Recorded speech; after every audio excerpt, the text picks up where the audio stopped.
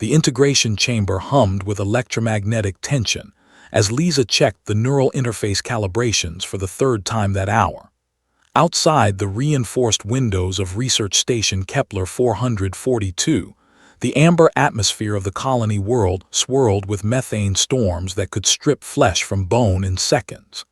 Inside, humanity's first contact with the Vakran Empire was about to become significantly more complicated. Alex stood motionless in the center of the chamber, his 7-foot frame encased in biomechanical armor that pulsed with bioluminescent patterns. His species communicated primarily through pheromone exchanges and subsonic frequencies, but the universal translator embedded in his thorax should have been functioning perfectly. Should have been. Neural pathways stable, Lisa muttered, her fingers dancing across the holographic interface. Linguistic centers showing normal activity. I don't understand why the translator keeps glitching. The Vakran warrior had arrived 6 weeks ago as part of the cultural exchange program, humanity's desperate attempt to prove their worth to a galactic community that viewed them as primitives who'd barely escaped their own atmosphere. Alex was considered young by Vakran standards, barely 300 years old, assigned to learn human methods of quantum field manipulation. The irony wasn't lost on Lisa that the species who'd mastered faster-than-light travel needed lessons from the species who'd only achieved it by accident. Alex's primary manipulator appendages flexed in what Lisa had learned to recognize as frustration. The translator crackled, producing a sound like grinding metal before falling silent again. "Hold still," Lisa said, approaching with the diagnostic scanner. "I need to check the synaptic connections." She'd taken exactly 2 steps when the station's alarm shrieked to life. Red emergency lighting flooded the chamber as the AI's voice echoed through the facility. "Hull breach detected. Sector 7. Methane influx in 30 seconds." Lisa's blood turned to ice. Sector 7 was the residential quarter. Her colleague Marcus had been running sleep studies there. She was running before conscious thought caught up with instinct, muscle memory from countless emergency drills taking over. The corridor stretched before her, but she'd only made it 15 meters when something grabbed her collar with impossible strength, yanking her backwards with such force that her feet left the ground. Alex had moved faster than human eyes could track. His armored hand gripped the reinforced fabric of her environmental suit, and she found herself staring into his compound eyes, each facet reflecting her own terrified face 100 times over. His mandibles clicked rapidly, the translator emitting nothing but static. "Let go," she shouted, trying to wrench free. "Marcus is in there." But Alex wasn't letting go. Instead, he was dragging her in the opposite direction, toward the emergency bulkhead. She fought against his grip, her training in zero-G combat utterly useless against his superior strength and 4 additional limbs. The bulkhead slammed shut 3 seconds before the methane reached their position. Through the reinforced porthole, Lisa watched the orange gas flood the corridor like a malevolent fog.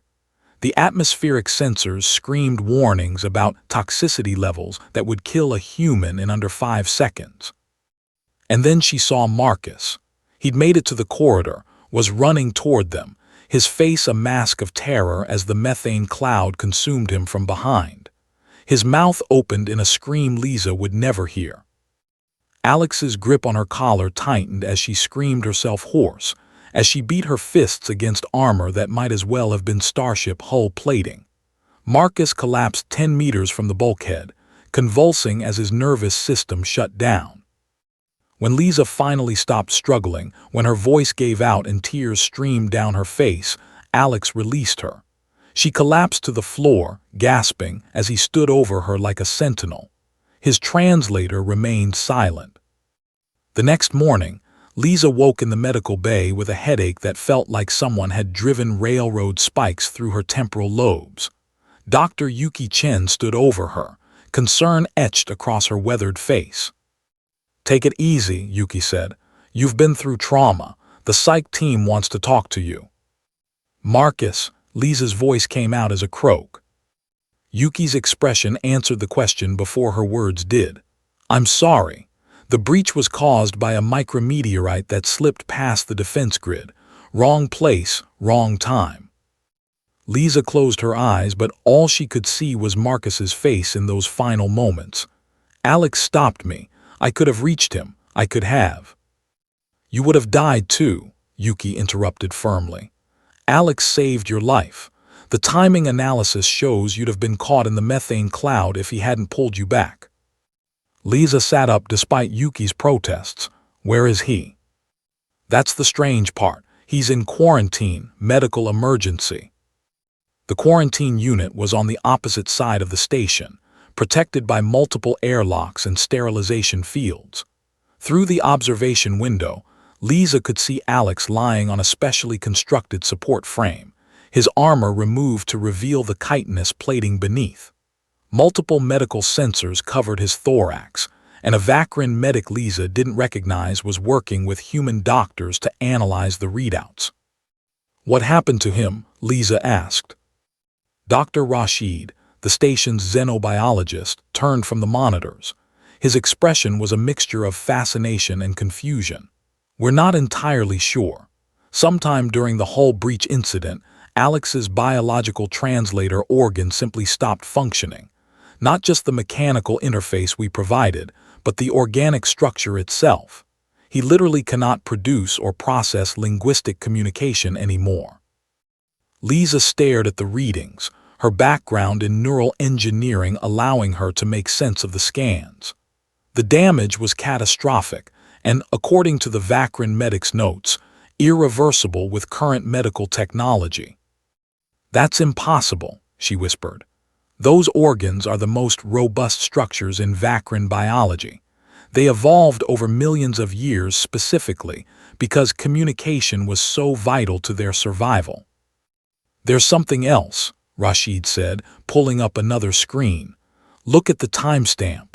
The organ failure occurred at exactly the moment Alex grabbed your collar. Lisa's mind raced through the implications. Cause and effect, action and consequence. The Vakrin were an old species, sophisticated in ways humanity was still struggling to comprehend. Their biology didn't just fail randomly. Over the following weeks, Lisa dove into research with an obsession that worried her colleagues. She cross-referenced every piece of data about Vakrin biology, their cultural practices, their evolutionary history. The answer, when she finally found it, was buried in an anthropological study of Vakrin conflict resolution practices from 3 centuries ago. The Vakrin had evolved a biological failsafe, a last-resort mechanism for preventing catastrophic errors in judgment. When a Vakrin made a choice that violated the deepest imperatives of their nature, the protection of allies, the preservation of cooperative bonds, their communication organs would self-destruct. It was an evolutionary adaptation that prevented the spread of antisocial behavior, a biological enforcement of social contracts. But Alex hadn't violated any social contract. He'd saved her life.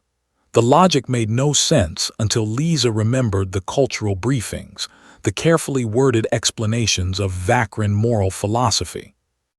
They didn't value individual survival above all else.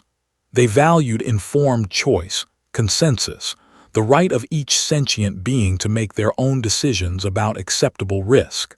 By grabbing her collar, by physically preventing her from attempting to save Marcus, Alex had violated the deepest principle of Vakrin ethics, the sanctity of personal agency.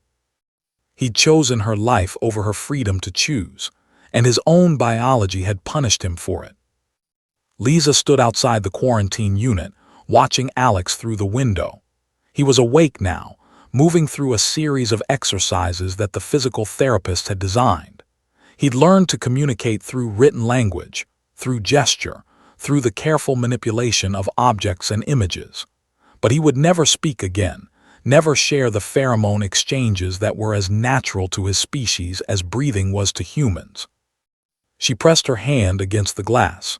He turned, his compound eyes fixing on her with an intensity that needed no translation. "I'm sorry," she mouthed, knowing he could see through the window. "I'm so sorry." But Alex simply touched the glass from his side, mandibles moving in what the cultural guide said was a Vacran smile. He'd made his choice. He'd saved her life, had accepted the cost, and had woken unable to speak as the price of violating his own nature to protect hers. In the amber light of an alien world, two beings from different stars stood separated by glass and consequence, connected by the terrible weight of choices made in moments of crisis. Humanity had wanted to prove its worth to the galaxy. Alex had paid the price of teaching them that sometimes worth is measured not in what we achieve, but in what we sacrifice for those we choose to protect.